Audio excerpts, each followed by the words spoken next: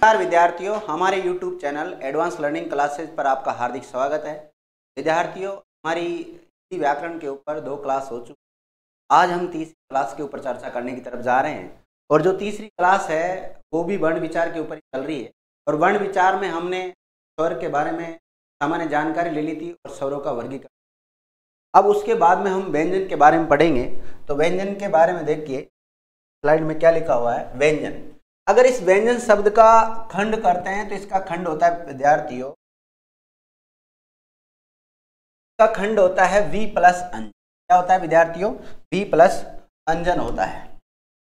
क्या होता है? वी प्लस, आपके साथ वी प्लस अंजन जो इसका खंड हुआ है, ये कौन सी रीति से हुआ है, कौन से संधि नियमों से हुआ है? तो यण संधि के नियमों से हुआ है। लिखा हुआ है यण स्वर संधि के अनुसार व्यंजन का खंड हुआ है। प्रत्येक व्यंजन उच्चारण करते समय व्यंजन में कौन सा स्वर छुपा रहता है? अ स्वर छुपा हुआ रहता है। देखिए, व्यंजन की जो परिभाषा वगैरह है वो तो मैंने पहले के वीडियो में आपको बता दी है। बाकी और आपको सामान्य जानकारी दे देता हूँ। यानी कि ऐसे वर्ण जिनका स्वतंत्र रूप से उच्चारण नहीं किया जा सकता उसे व्यंजन कहते हैं। और व्यंजन को बोलते समय हमें अ स्वर की आवश्यकता महसूस होती है और यहाँ पर लिखा हुआ है अ स्वर छुपा हुआ रहता है। व्यंजन को 2 प्रकार से लिख सकते हैं, खड़ी पाई समेत और बिना खड़ी पाई के। ये कोई ज़्यादा इंपॉर्टेंट नहीं है, तो बेसिक चीज़ें इनकी जरूरत नहीं है। आगे देखते हैं। देखो विद्यार्थियों, व्यंजन को कक्का बोलते हैं। देवनागरी लिपि में व्यंजनों की संख्या है 33। कितनी होती है? 33 होती है। और जो 33 है वो हुए कैसे? इसमें 25 तो होते हैं स्पर्श व्यंजन और 4 है इसमें अंतस्थ व्यंजन और 4 है इसमें उष्म व्यंजन। तो 25 और 4 29 और 4 33 हो जाते हैं। तो देखिए, अगर जहाँ 5 वर्ण मिल जाए, कितने? 5 वर्ण मिल जाए तो वो 5 वर्ण मिलकर एक वर्ग बन जाता है। एक वर्ग में कितने वर्ण छुपे रहते हैं? 5। तो देखिए विद्यार्थियों, आपने कक्का तो पढ़ा ही होगा। क वर्ग में कौन कौन से आते हैं? तो देखिए, क ख ग घ उंग। क्या आते हैं? क ख ग घ उंग। और च वर्ग में कौन से आते हैं? च छ ज झ य। और ट वर्ग में कौन से आते हैं विद्यार्थियों? तो ट वर्ग में आते हैं ट ठ ड ढ ण। और त वर्ग में कौन से आते हैं? त थ द ध न। और प वर्ग में आता है प फ ब भ म। और ये अंतस्थ कौन से होते हैं? य र ल व। और उसमें कौन से होते हैं? स स स ह। ये 3 स है। इसको हम तालव्य स कहते हैं और षटकोण वाले को मूर्धन्य स कहते हैं। और जो सड़क वाला स होता है उसको दंत्य स कहते हैं। क्योंकि इसको तालव्य स इसलिए कहते हैं क्योंकि इसका तालु से उच्चारण होता है। इसको मूर्धन्य इसलिए कहते हैं क्योंकि इसका मूर्धा से उच्चारण होता है। और इसको दंत्य इसलिए कहते हैं, इसका उच्चारण स्थान दांत होते हैं इसलिए। ठीक है, तो ये आपके सामने कक्का लिखा हुआ है, ये टेबल लिखी हुई है। ये टेबल आपको अच्छी तरह याद होनी चाहिए। और सभी वर्गों का 5वां वर्ण होता है, अंतिम वर्ण होता है, इसको नासिक कहते हैं। क्या? नासिक कहते हैं। तो विद्यार्थियों, इस स्पर्श में ही छुपे हुए हैं। देखो कौन कौन से छुपे हुए हैं। इसी में नासिक के छुपे हुए रहते हैं। कौन से छुपे हुए रहते हैं? नासिक के। और नासिकों की संख्या होती है 5। और इसी में ही छुपे रहते हैं स्पर्शी। छुपे रहते हैं स्पर्शी, और स्पर्शी की संख्या 16 होती है। आगे जब हम व्यंजनों का वर्गीकरण पढ़ेंगे, जब देखेंगे इस नासिक के स्पर्शी और एक स्पर्श संघर्षी भी छुपे। स्पर्श संघर्षी, तो स्पर्श संघर्षी की जो संख्या है वो है 4। तो स्पर्श का मतलब तो आप समझे 25। कितने वर्ण? 25 है। कैसे लेकर म तक। कहां से? कैसे लेकर म तक। लेकिन नासिक का मतलब है सभी वर्गों का जो पंचम वर्ण है वो अंग य ण न म। और स्पर्शी में आते हैं 16 और स्पर्श संघर्षी में आते हैं 4। आगे हम चर्चा करेंगे इसके बारे में, वापस जब वर्गीकरण करेंगे उसमें देखेंगे। तो विद्यार्थियों, सबसे पहले तो आपको ये कक्का याद होनी चाहिए। हो सकता है आप में से काफी विद्यार्थियों को कक्का याद है, लेकिन फिर भी जैसे कुछ विद्यार्थी क ख ग घ ड़ बोलते हैं, उसको क्या बोलते हैं? ड़। कुछ अड़ बोलते हैं। कुछ ग्रामीण परिवेश के विद्यार्थी है मेरी तरह, वो बोलते हैं अणमण खाली कुछ नहीं। क्या बोलते हैं? अणमण खाली कुछ नहीं। और कुछ अलग ही, देख अलग अलग जो मतलब जो लोकल लैंग्वेज होती है उस हिसाब से शिक्षक गण सिखा देते हैं उन विद्यार्थियों को। तो हम भी आज ऐसा ही उच्चारण करते हैं जो गलत है। इसका उच्चारण होता है उंग। क्या होता है? उंग होता है। तो ये इनका उच्चारण करना भी आना चाहिए आपको। आगे देखते हैं। देखो विद्यार्थियों, मुख्य रूप से व्यंजनों को 3 भागों में बांटा गया है। कितने भागों में बांटा गया?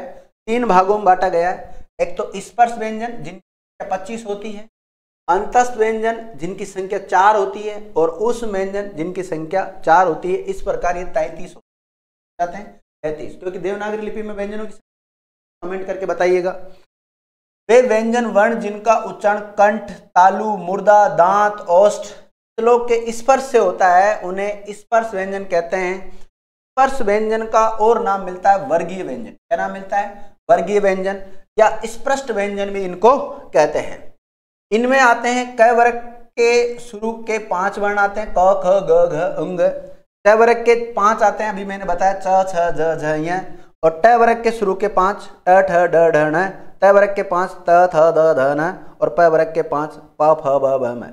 तो स्पर्श की संख्या कितनी हो जाती है विद्यार्थियों? 25 हो जाती है।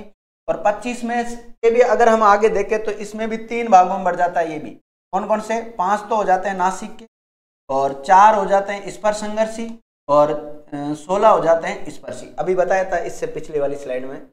अब देखो अंतस्थ व्यंजन जिनकी संख्या 4 होती है और ये होते हैं यरलव है। कौन से होते हैं? यरलव होते हैं। कहते किसे? वे व्यंजन वर्ण जिनका उच्चारण न तो स्वरों की तरह होता है और न ही व्यंजनों की तरह होता हो, उन्हें अंतस्थ व्यंजन कहते हैं। उनका उच्चारण जीभ, तालु, दांत, होंठ को परस्पर सटाने से होता है, परंतु कहीं भी पूर्ण रूप से ये टच नहीं करते, स्पर्श नहीं करते हैं। और देखो विद्यार्थियों, बहुत इंपॉर्टेंट नोट है ये, इंपॉर्टेंट मानना बहुत। ये और वह जो व्यंजन है इनको अर्ध स्वर भी कहते हैं। देखिए जो ये वाला ये और वह को क्या कहते हैं? अर्ध स्वर भी कहते हैं। और ये इनको अर्ध स्वर कहा किसने? कौन से विद्वान ने, कौन से वैयाकरण के द्वारा कहा गया है? तो वो है कपिल द्विवेदी। क्या नाम है? कपिल द्विवेदी। इसी प्रकार देखते हैं उस व्यंजन किसे? वे व्यंजन वर्ण जिनका उच्चारण करते समय घर्षण के कारण, टकराव के कारण, रगड़ के कारण गर्म वायु मुख से बाहर निकलती है, उन्हें उसमें हीट, तो गर्म वायु बाहर निकलती हो उसे उस व्यंजन कहते हैं। और इसके उदाहरण में आते हैं 4 त, स है, तालव्य है, मूर्धन्य है, दंत्य है। इसको तो ये चारों तो उसमें है और ये 4 अंतस्थ है और ये 25 स्पर्श है। इस प्रकार 33 हो जाते हैं। ये तो व्यंजनों के बारे में सामान्य जानकारी। इससे पहले की स्लाइड में मैंने इनके बारे में आपसे चर्चा की थी। अब आगे है कि व्यंजनों का वर्गीकरण। जैसे हमने स्वरों का वर्गीकरण पढ़ा था, उसी प्रकार व्यंजनों का वर्गीकरण भी पढ़ा जाता है। तो व्यंजनों का वर्गीकरण 2 आधारों पर पढ़ते हैं। 2 आधार विद्यार्थियों कौन कौन से हैं? एक तो उच्चारण स्थान के आधार पर और दूसरा है पर्यतन के आधार पर। उच्चारण स्थान से तात्पर्य स्वर तंत्री में इनका उच्चारण कहां से होता है, तो इसके आधार पे होते हैं कंठे, तालव्य, मूर्धन्य, दंते और ओष्ठे।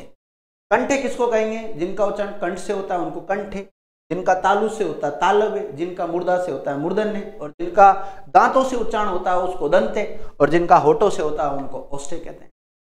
अब दूसरा जो आधार है इनका वर्गीकरण करने का वो है पर्यतन। पर्यतन का मतलब यत्न या प्रयास। इसके आधार पर 2 प्रकार के होते हैं। पर्यतन के आधार पर कितने प्रकार के होते हैं? 2 प्रकार के होते हैं, आभ्यंतर पर्यतन और बाह्यम पर्यतन। आभ्यंतर का मतलब होता है शुरुआत और बाह्यम का मतलब होता है अंत, अंतिम समय में। तो आभ्यंतर पर्यतन किसे कहते हैं? जिनको बोलते समय शुरुआत में जो प्रयास किया जाता है वो आभ्यंतर है और अंत में किया जाता है वो बाह्यम है। आभ्यंतर पर्यतन के आधार पर यहाँ पर 8 उपभेद दे रखे हैं। कौन कौन से दे रखे हैं? स्पर्शी व्यंजन, स्पर्श संघर्षी, नासिक के, उच्छिप्त, लुंठित, संघर्षहीन, पार्श्विक और संघर्षी व्यंजन। विद्यार्थियों ये जो उच्छिप्त लिखा हुआ है, उच्छिप्त की जगह पर आपको नाम मिल सकता है ताड़न जात। क्या नाम मिल सकता है? ताड़न जात, या और भी नाम मिलते हैं इसके, जैसे द्विगुणित, द्विस्पृष्ट, ये और भी नाम है, तो आगे देखेंगे, बता देंगे आपको। बाह्यम पर्यतन के आधार पर जब पढ़ते हैं तो इसके 2 उप आधार और है। एक तो है श्वास वायु और दूसरा है नाद। श्वास वायु की जगह पर आपको जो नाम मिल सकता है वो प्राणवायु भी मिल सकता है, और नाद की जगह पर आपको क्या मिल सकता है? कंपन भी नाम मिल सकता है। तो श्वास वायु या प्राणवायु के आधार पर 2 प्रकार के होते हैं, अल्प प्राण और महाप्राण। अल्प प्राण, अल्प का मतलब क्या होता है? थोड़ा, प्राण का मतलब वायु। जिन वर्णों को बोलते समय थोड़ी मात्रा में वायु बाहर निकलती है उसे अल्प प्राण कहते हैं, और अधिक मात्रा में निकलती है उसको महाप्राण कहते हैं। इसी प्रकार नाद के आधार पर 2 प्रकार के होते हैं, अघोष और सघोष। जिनमें किसी प्रकार की नाद गूंज नहीं होती उनको अघोष कहते हैं, जिनमें होती है उसको सघोष कहते हैं। आगे देखते हैं विद्यार्थियों। अब इनका एक एक आधार पर, जैसे सबसे पहले दे रखा है उच्चारण स्थान के आधार पर व्यंजनों का वर्गीकरण। पहले हमने स्वरों का वर्गीकरण पढ़ा था, अब पढ़ रहे हैं हम व्यंजनों का वर्गीकरण। तो कंठ से उच्चारण होने वाले व्यंजनों को क्या कहते हैं? कंठे कहते हैं। और कंठे के अंतर्गत आते कौन कौन से हैं? के जो उदाहरण होंगे, एक तो आएगा क वर्ग पूरा। कौन सा आएगा? क वर्ग पूरा आएगा। उसके अलावा आएगा एक विसर्ग, ये इसका उदाहरण होगा। और एक आएगा है, आएगा है। तो जिनका उच्चारण कंठ से होता है उनको कंठे कहते हैं। क वर्ग से क्या तात्पर्य? क वाली लाइन पूरी, क ख ग घ उंग, ये आते हैं। इसी प्रकार तालव्य व्यंजन किसको कहते हैं? जिनका उच्चारण तालु से होता है उनको तालव्य कहते हैं। और इसमें आ जाता है विद्यार्थियों पूरा च वर्ग। कौन सा वर्ग आता है? च वर्ग आ जाता है। और च वर्ग के अलावा ये आ जाता है और एक स आ जाता है। और लिखा भी हुआ है च वर्ग का मतलब च वाली पूरी लाइन, च छ ज झ ये, और ये और स। इसी प्रकार मूर्धन्य व्यंजन का एक और नाम मिलता है पूर्व तालव्य। मूर्धन्य व्यंजन कहो आप या पूर्व तालव्य कहो, बात एक ही है। और जिनका मूर्धा से उच्चारण होता है उसे मूर्धन्य व्यंजन या पूर्व तालव्य व्यंजन कहते हैं। विद्यार्थियों में पढ़ाते हुए आपको एक बात बताना चाहता हूँ, अगर आपको हमारी क्लास पसंद आ रही है ना, तो प्लीज आप इन क्लासों को अधिक से अधिक विद्यार्थियों के साथ शेयर कीजिए। और अभी तक आपने हमारे YouTube channel advance learning classes या AL क्लासेज के नाम से जो हमारा YouTube चैनल है, इसको सब्सक्राइब नहीं किया है, तो ये जो रेड सब्सक्राइब का बटन लगा हुआ है इस पर आप क्लिक कीजिए, इसको सब्सक्राइब कीजिए और लाइक करना तो मत भूलना, ठीक है? ओके, आगे देखते हैं। जैसे मूर्धा के जो उदाहरण होते हैं, इसमें ट वर्ग आ जाता है विद्यार्थियों। कौन सा आ जाता है? ट वर्ग आ जाता है। तो ट वर्ग यानी ट ठ ड ढ न और र स, ये आ जाते हैं इसमें। और दंते व्यंजन किसे कहते हैं? जिनका उच्चारण दांतों से होता हो या जिनका उच्चारण स्थान दांत होता हो उसको दंते कहते हैं। और दंते में आते कौन सा? त वर्ग पूरा। कौन सा? त वर्ग। त वर्ग से त थ द ध न और इसके अलावा ल और स भी इसके अंतर्गत आते हैं। और कौन सा उच्चारण स्थान के आधार पर ओष्ठे होते हैं? ओष्ठे किसे को कहते हैं? जिनका उच्चारण होठों से होता है उनको ओष्ठे कहते हैं। और ओष्ठे में कौन सा आ जाता है? प वर्ग पूरा। कौन सा आ जाता है? प वर्ग पूरा आ जाता है। और प वर्ग के अलावा वह भी आ जाता है। ये विद्यार्थियों जो 5 उच्चारण स्थान है, कौन कौन से? कंठे, तालव्य, मूर्धन्य, दंते और ओष्ठे। इनमें कौन कौन से व्यंजन आ रहे हैं वो सामने आपके लिखा हुआ है। इसके अलावा भी उच्चारण स्थान होते हैं, वो नेक्स्ट स्लाइड में है, उसको भी देख लेते हैं विद्यार्थियों। प्रत्येक वर्ग के 5 वर्ण का उच्चारण मुख और नाक से होता है, इसलिए इनको नासिक के कहते हैं। ये तो बीच में वैसे डाल दिया नोट डाल के, इसको आप वैसे जैसे अंग यण में, ये तो मैंने बता दिया आपको। लेकिन देखो और उच्चारण स्थान कौन से होते हैं? दंतोष्ठे। इस शब्द को देखकर ही लग रहा है दांत और ओष्ठ से, जिनको मतलब ऐसे वर्ण जिनका उच्चारण दांत और ओष्ठ दोनों से मिलकर संयुक्त रूप से होता हो उनको क्या कहते हैं? दंतोष्ठे व्यंजन कहते हैं। और इसके उदाहरण आते हैं व और फ। कौन से आते हैं? व फ। फिर आप कहोगे गुरुजी गड़बड़ कर दिया आपने, तो व फ तो विद्यार्थियों इधर भी आता है, क्योंकि देखो वह एक तो कहाँ आ रहा है? यहाँ पर आ रहा है, और एक ये आ रहा है। तो वह फ ओष्ठे में भी आता है और दूसरा कहाँ आता है विद्यार्थियों? दंतोष्ठे में भी आता है। वह फ जो व्यंजन है इनका उच्चारण स्थान ओष्ठे भी होता है और दंतोष्ठे भी होता है। दोनों आ जाए तो फर्स्ट प्रायोरिटी, प्रथम वरीयता किसको दोगे आप? दंतोष्ठे को देंगे। आगे और कई टाइप के जो प्रश्न बनते हैं वो हम आपको प्रश्नोत्तरी के जरिए हल करवाएंगे, ठीक है? और देखिए काकल्य ध्वनि या स्वरियंत्र या मुखी या उरस्य या स्थानीय, देखो बहुत मिलते हैं नाम। काकल्य लिख लेते हैं, काकल्य ज्यादा फेमस है, बाकी ये तो इसके नाम मिलते हैं। तो जिनका उच्चारण काकल से होता है, ये वाला जो पार्ट होता है इसको काकल कहते हैं। यहाँ से जिसका उच्चारण होता है उसको काकल्य कहते हैं। और इसका जो उदाहरण मिलता है वो मिलता है, एक तो है और एक कौन सा आता है? एक तो विसर्ग आता है और एक है आता है। तो ये काकल्य के उदाहरण होते हैं क्योंकि इनका उच्चारण काकल से होता है इसलिए। एक होता है विद्यार्थियों वर्तस्य ध्वनि। तो वर्तस्य यानी ऊपर के दांत तथा मसूड़ों के संधि स्थल से थोड़ा ऊपर का भाग वर्ष कहलाता है। और जहां से जिनका उच्चारण होता है उसको वर्ष कहते हैं, जिसको जीभ भी स्पर्श करती है। और इसके जो उदाहरण मिलते हैं वो मिलते हैं स ज न ल। विद्यार्थियों ये जितने भी दे रखे मैंने स ज, इसको आप ऐसे याद कर सकते हैं। वर्तस्य में कौन कौन से आएंगे? सजनल। कौन से आएंगे? सजनल, स ज न ल। अब ये इनमें भी आते हैं और इनके अलावा जो 5 उच्चारण स्थान बताए उनमें भी आते हैं, लेकिन इनमें अगर उन दोनों में तुलना की जाए तो प्रथम वरीयता इन सबको देनी। मतलब इधर वाले जो उदाहरण मैंने बताए हैं, अगर ये पहले वाले इन 5 में आ चुके हैं तो इन ये आते हैं तो भी राइट और वो आते हैं तो भी राइट, लेकिन दोनों आ जाते हैं तो प्रथम वरीयता किसको देनी है? आपको इन्हीं को देनी, दंतोष्ठ्य को, काकल्य को, वर्तस्य को, इनको देनी है। ठीक है, आगे देखते हैं विद्यार्थियों। अब एक तो था उच्चारण स्थान के आधार पर व्यंजनों का वर्गीकरण, दूसरा आधार क्या है? पर्यतन के आधार पर जो वर्गीकरण किया जाता है वो। देखो, वर्णों का उच्चारण करते समय मुख के द्वारा किया जाने वाला यत्न ही पर्यतन कहलाता है। यत्न कह दो या प्रयास कह दो, ओके। वर्णों के उच्चारण की रीति को क्या कहते हैं? पर्यतन कहते हैं। ध्वनियों के उच्चारण में स्वर तंत्री, काकल, मुख विवर, तालु, मसूड़ा, दांत, ओष्ठ इत्यादि को जो प्रयास करना पड़ता है उसे व्याकरण की भाषा में क्या कहा गया है? पर्यतन क्या गया है? तो पर्यतन का मतलब आप ज्यादा दिमाग ना लगाए, यत्न या प्रयास ही क्या कहलाता है? पर्यतन कहलाता है। लेकिन मैंने बताया पर्यतन के आधार पर 2 प्रकार के होते हैं ये, आभ्यंतर पर्यतन और बाह्य पर्यतन। आभ्यंतर का मतलब होता है शुरुआत में जो प्रयास किया जाता है उसको आभ्यंतर पर्यतन कहते हैं, और अंतिम समय में जो प्रयास किया जाता है उसको बाह्य पर्यतन कहते हैं। चलो आगे देखते हैं।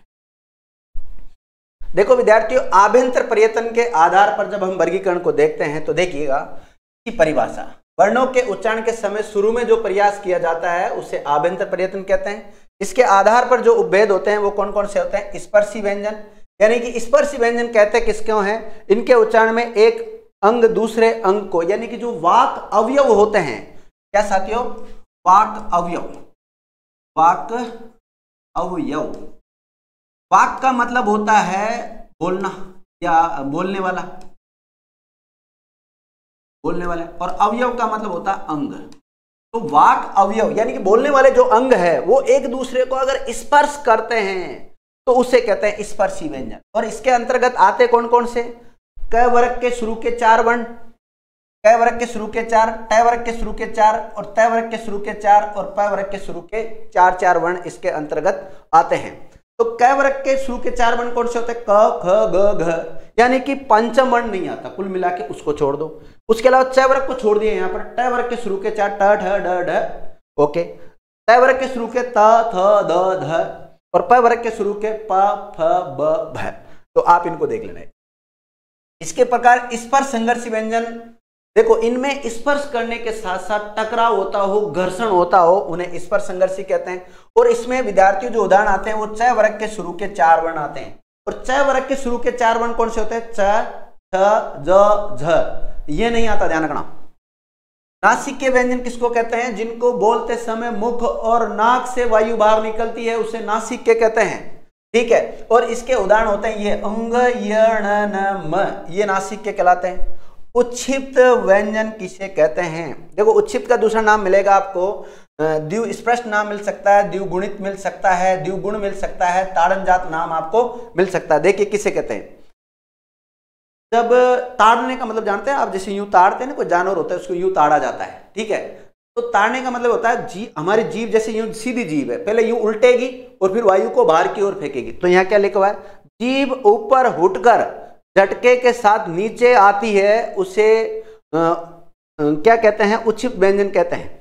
या जिन व्यंजनों का उच्चारण करते समय जीभ उलटकर श्वास को बाहर की ओर फेंकती है उसे उच्छिप्त वर्ण कहते हैं। और उच्छिप्त का दूसरा नाम मिलता है ताड़नजात। उच्छिप्त का मतलब अगर हम अर्थ लगाते हैं, इसका अर्थ निकालते हैं तो इसका अर्थ होता है फेंका हुआ, जैसे यूं करके यूं फेंकते हैं ना, उसको कहते हैं उच्छिप्त। ठीक है, तो इसके उदाहरण मिलते हैं विद्यार्थियों ड और ढ। विद्यार्थियों जो उच्छिप्त वर्ण होते हैं इनका हम किसी शब्द के शुरुआत में प्रयोग नहीं लेते, इनका जो प्रयोग किया जाता है वो किसी शब्द के मध्य में किया जाता है। जैसे सड़क है, गढ़ है, वहां मेंढक है, वहां पर किया जाता है। लेकिन कभी जैसे डमरू, ढोलक, तो वहां पर इनका प्रयोग नहीं होता है। आगे देखते हैं लुंठित व्यंजन। जिन व्यंजन वर्णों का उच्चारण करते समय वायु जीभ के ऊपर से लुढ़कती हुई बाहर निकलती है उन्हें लुंठित व्यंजन कहते हैं। और लुंठित व्यंजन का दूसरा एक और नाम मिलता है प्रकंपित। क्या? लुंठित व्यंजन को क्या कहते हैं? प्रकंपित व्यंजन भी कहते हैं, क्योंकि इसका उच्चारण करते समय जीभ में कंपन होता है। बोलो र। क्या? र। आप भी एक बार कमेंट करके र तो लिखी दो कम से कम। ठीक है, तो इसका उदाहरण क्या होगा विद्यार्थियों? र होगा। संघर्षहीन व्यंजन, वे व्यंजन वर्ण जिनके उच्चारण में हवा बिना संघर्ष के बाहर निकल जाती है उन्हें संघर्षहीन व्यंजन कहते हैं। और ये इसके उदाहरण कौन कौन से होते हैं? यह और वह।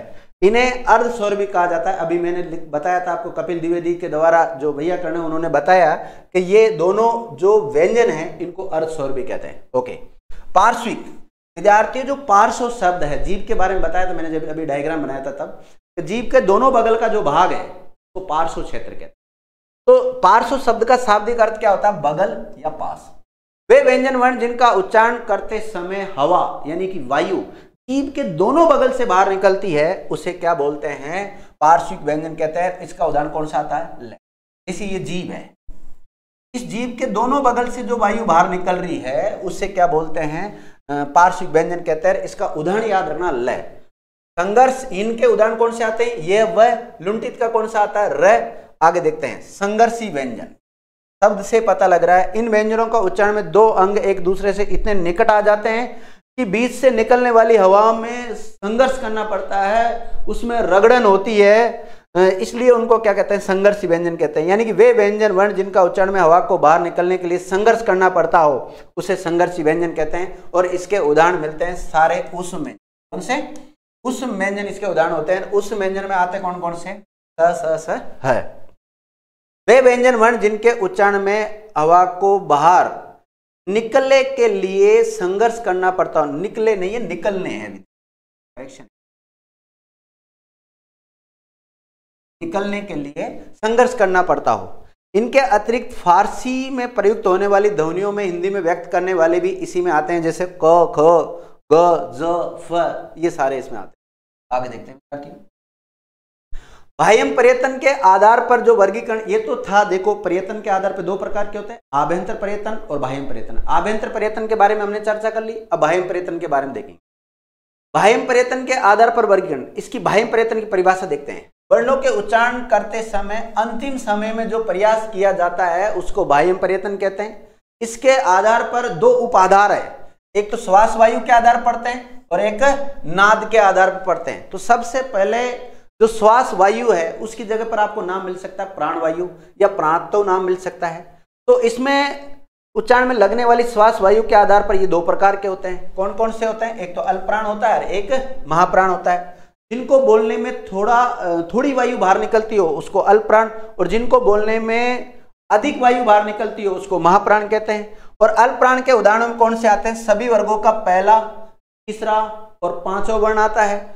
और महाप्राण में कौन से आते हैं? दूसरा और चौथा वर्ण आता है। और अंतस्थ में कौन से आते हैं? अल्पप्राण के और उदाहरण कौन से होते हैं? सभी अंतस्थ व्यंजन, चारों के चार। और चार कौन से होते हैं? य, र, ल, व, ये सब इसमें आएंगे। इसके अलावा जितने भी स्वर है 11 के 11 स्वर, अ, आ, इ, उ, री, ए, ऐ, ओ, औ, ये सारे भी किस में आते हैं? अल्पप्राण में आते हैं। अब महाप्राण में देखो कौन कौन से आते हैं, दूसरा चौथा तो आता ही है, और उस व्यंजन आते हैं। और उस व्यंजन कौन से होते हैं? अभी बताया मैंने, त, स और ह, ये सब उस व्यंजन किस में आते हैं? महाप्राण में आते हैं। तो ये महाप्राण हो गया। आगे देखते हैं विद्यार्थियों, अब हम देखेंगे नाद के आधार पर। किसके आधार पर? नाद का मतलब होता है आवाज, कंपन, गूंज। इसके आधार पर विद्यार्थियों दो प्रकार के होते हैं। दो प्रकार कौन कौन से? अघोष और दूसरा सघोष। सघोष कहो चाहे घोष कहो, बात एक ही।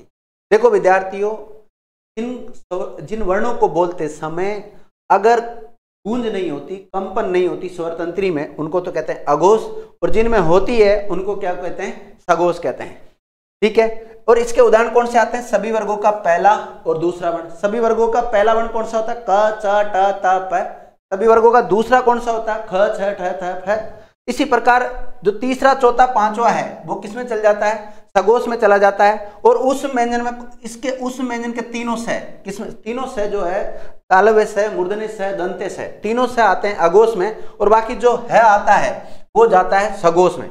और जितने भी स्वर है वो भी किस में जाते हैं? सघोष में। और जितने भी अंतस्थ व्यंजन है जैसे ये, र, ल, व, ये सारे किस में जाते हैं? सघोष में जाते हैं। तो कौन से सघोष में जाते हैं, कौन से अघोष में जाते हैं, आपको पता होना चाहिए, नहीं तो फिर आगे आपको दिक्कत आएगी संधि जब आप पढ़ेंगे तब। इसलिए इसको ढंग से पढ़ लो विद्यार्थियों। इनके अतिरिक्त हिंदी में 4 संयुक्त व्यंजन भी होते हैं। जो हमने 33 जो पढ़े हैं व्यंजन, उनके अलावा 4 संयुक्त वर्ण होते हैं, जैसे कौन कौन से? पहला तो अक्ष, सत्र और श्रय। ये देखो, इस अक्षय का निर्माण कैसे हुआ? हलंत वाला क और षटकोण वाला स पूरा, या फिर षटकोण वाले स में अगर आप हलंत लगा देते हैं तो अ स्वर निकल जाएगा। इसी प्रकार त्रय का निर्माण कैसे हुआ? हलंत वाला त और र से। ये ज है, ये ज्ञान। देखो विद्यार्थियों, जैसे हम कई बार बोलते हैं ना ज्ञान, तो ये ज्ञान नहीं है, ये ज्ञान है। देखो इसका निर्माण कैसे हुआ? हलंत वाला ज और अ से, य से मिला। ये में से भी अगर आप हलंत लगाना चाहते हो, अ निकालना चाहते हो, तो ज हलंत वाला, ये हलंत वाला और अ। तो विद्यार्थियों ज्ञान नहीं है, ये क्या है? ज्ञान है। इसी प्रकार एक विषय का नाम आपने सुना होगा, इस विषय का नाम है विज्ञान। विज्ञान अगर आप जाके बोलते हैं मार्केट में, या आप बोलते हैं विज्ञान उच्चारित करते हैं, तो अशुद्ध उच्चारित करते हैं। शुद्ध उच्चारण क्या होता है? विज्ञान। इसी प्रकार होता है मनोविज्ञान। क्या होता है? मनोविज्ञान होता है। थोड़ा ध्यान रखना उच्चारण करने में। तो ये ज है, ग नहीं है। और श्रय, इसमें हलंत वाला तालव्य है और र पूरा है इसमें, और या फिर र के भी हलंत लगा देते हैं आप, तो फिर इसमें से अ स्वर निकल जाता है। तो ये 4 संयुक्त वर्ण माने गए हैं, अक्षय, त्रय, ज, श्रय। इनके अलावा भी संयुक्त वर्ण होते हैं, लेकिन उनको इन 4 में काउंट नहीं करते, अलग से होते हैं। जैसे विद्यालय जब शब्द लिखते हैं तो ध्य जो लिखते हैं उसमें हलंत वाला द और ये से बना है। और जैसे हम विद्वान लिखते हैं उसमें द्व शब्द आता है, उसमें द तो आधा है और वह पूरा है। और जैसे पद्धति शब्द लिखते हैं उसमें द तो आधा होता है और ध पूरा होता है। और जैसे उद्देश्य शब्द लिखते हैं तो उसमें एक द आधा है और दूसरा द पूरा है। आगे देखते हैं विद्यार्थी, धातु व्यंजन और व्यंजन गुच्छ किसे कहते हैं? देखो, स्वर रहित व्यंजन के बाद में स्वर सहित व्यंजन अगर सहजातीय हो तो उसे हम द्वित्व व्यंजन या युग्मक व्यंजन कहते हैं। और स्वर रहित व्यंजन के बाद में स्वर सहित व्यंजन अगर विजातीय हो तो उसको हम व्यंजन गुच्छ कहते हैं। द्वित्व व्यंजन के कुछ उदाहरण जैसे बच्चा, दिल्ली, बिल्ली, कच्चा, पक्का, चक्की, मक्का, टिक्का, मुक्का, पक्की, अड्डा, लड्डू, मिट्टी, पट्टी, टिक्का, तुक्का, सच्चा, सम्मान, कच्चा, हल्ला, ये सब द्वित्व व्यंजन के उदाहरण हैं। और व्यंजन गुच्छ के कौन से? जैसे पुष्प, मनुष्य, मक्खी, राज्य, शिष्य, हफ्ता, पृथ्वी, कल्प, सख्त, प्यारा, प्यार, प्यारी, न्याय, त्याग, ये सब व्यंजन गुच्छ के उदाहरण हैं। दोनों में अंतर क्या है? ये भी स्वर रहित के बाद में स्वर सहित आ रहा है, उधर भी स्वर रहित के बाद में स्वर सहित आ रहा है, लेकिन ये सहजातीय हैं और वो विजातीय हैं। आगे देखते हैं विद्यार्थियों, वर्णों की संख्या से संबंधित कुछ फैक्ट है, इनको देखिएगा, ये बहुत इंपॉर्टेंट है। कुल स्वरों की संख्या कितनी विद्यार्थियों? 11। कुल व्यंजनों की संख्या कितनी है? 33। जो क से लेकर है तक है, इसमें 25 तो स्पर्श व्यंजन आ जाते हैं और 4 अंतस्थ आ जाते हैं, 4 ऊष्म आ जाते हैं। संयुक्त वर्णों की संख्या कितनी? 4। और कौन कौन से? अक्षय, त्रय, ज, श्रय। और उच्छिष्ट वर्णों की संख्या कितनी होती है? 2। उच्छिष्ट की जगह पर आपको नाम मिल सकता है ताड़न जात, नाम मिल सकता है ताड़न जात, अभी हमने चर्चा की थी। ताड़न जात की जगह द्विगुण या द्विस्पष्ट भी नाम आपको मिल सकता है। अयोग वहा वर्ण, इनकी संख्या 2 होती है, अंग और अह।